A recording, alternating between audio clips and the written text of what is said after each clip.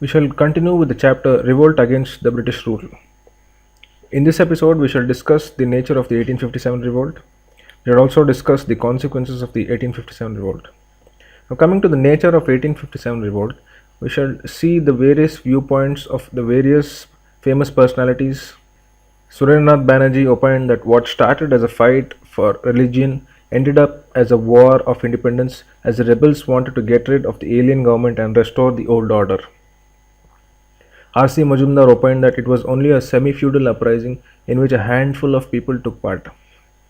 Hitchinson, the British historian, opined that it was more like a national war than a local insurrection. R.K.Dutta famously said that it was a military outbreak taken advantage by certain discontented princes and landlords. V.D.Savarkar opined that it was a planned war of independence. R.C. Majumdar said that it was neither the first nor national nor a war of independence.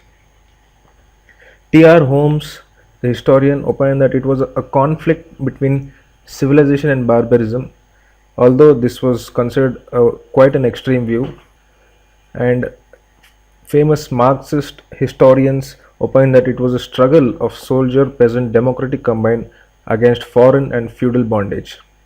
Now, looking at the various viewpoints, it could be observed that there was no particular or straitjacket view whether it was a local uprising or a national war of independence.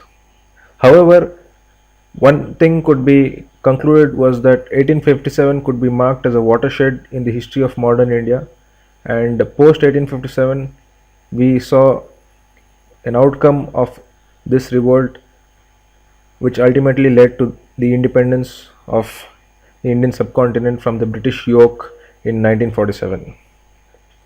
Now we shall discuss the consequences of 1857 revolt.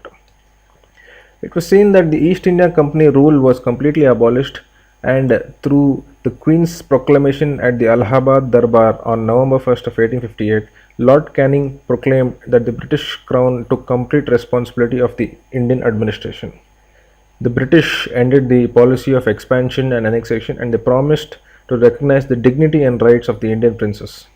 The army was thoroughly reorganized, and the military policy was based on the idea of division and counterpoise, or the policy of divide and rule.